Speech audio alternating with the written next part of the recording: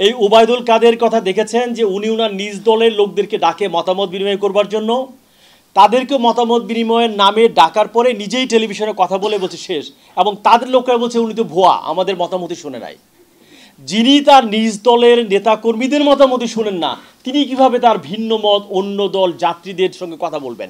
এই যে একটা ডেমোক্রেটিক মূল্যবোধ যে মানুষের সঙ্গে কথা বলতে হয়, মতামত দিতে হয়, এইটাই তো তারা ভুলে গিয়েছিলেন। এবং এই যে বলল যে দুর্ঘটনা, আমি এর সঙ্গে একমত না। এই যে সড়কে একটা হত্যার আয়োজন চলছে, আমার তো মনে হয় যে আমাদের যে বাসগুলো, এইটা দেখেছেন না, মিষ্টির দোকানের সামনে কতগুলো কুকুর থাকে যার লোম উঠে যায়, এরকম লোম উঠা, ছাল তোলা, একটা ঘষা খাওয়া বাস পুরো পৃথিবীর কোথাও আমি দেখি না। অনেক দেশে আমি গেছি, এরকম বাজে ব্যবস্থা কোথাও দেখি না আসলে। সেটা বাংলাদেশেও চলছে। দুর্ঘটনা কাকে বলে? দুর্ঘটনা বলা যায় সিঙ্গাপুরে যদি কোনো ঘটনা ঘটে। সিঙ্গাপুর বলেছে দুর্ঘটনার রেট হচ্ছে 1%, ওরা বলছে এটা শূন্যতে নামিয়ে আনবো। তার মানে কি? এটা মানব সৃষ্ট। আমাদের যারা মেয়র থাকেন তারা বাইরে যান, সড়ক মন্ত্রীরা বাইরে যান।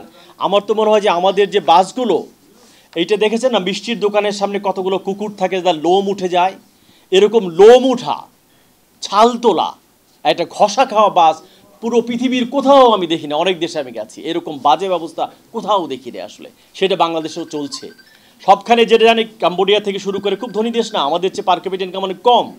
সেদিনও আমি ঘুরে আসলাম, ওদেরও একটা কালার আছে বাসের, যে অরেঞ্জ কালার, ব্লু কালার, একদিকে মোহাম্মদপুর চলবে, একটা মিরপুরে চলবে।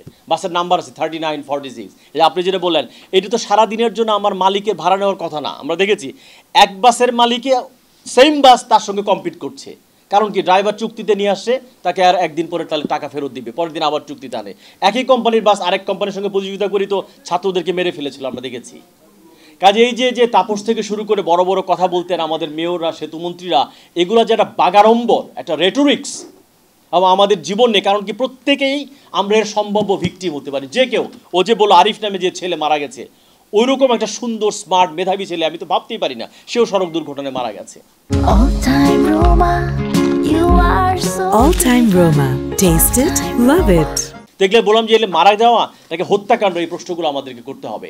এই বড় বড় মেগা প্রকল্পের আমি আজকেই দেখলাম পদ্মা সেতু উদ্বোধনীতেই 117 কোটি টাকা খরচ হয়েছে।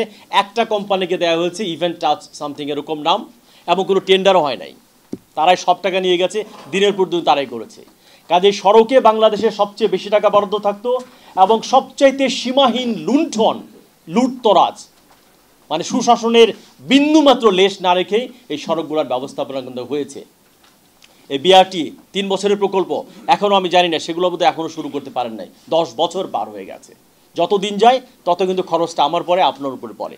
যদি সিঙ্গাপুর পারে 1 থেকে 0% আনতে, তাহলে আমরাও চাইলে যদি ফিটনেস ঠিক করি, লাইসেন্স ঠিক করি, ড্রাইভারদের তাদের মর্যাদা করি চাকরির জন্য, সড়কগুলো যদি আমরা ঠিক করি, সিগন্যাল যদি সবাই মানলি, এই দুর্ঘটনা কমিয়ে আনা, এটা নিয়তি না। এটা আল্লাহর মাল আল্লাহ নিয়ে যাওয়ার ব্যাপার না। এটা আমাদের মানব সৃষ্ট, এটা ব্যবস্থাপনার সংকট। এই ব্যবস্থাপনাকে ঠিক করে মানুষের হত্যার আয়োজনটা অনেকখানি সড়কে কমানো সম্ভব।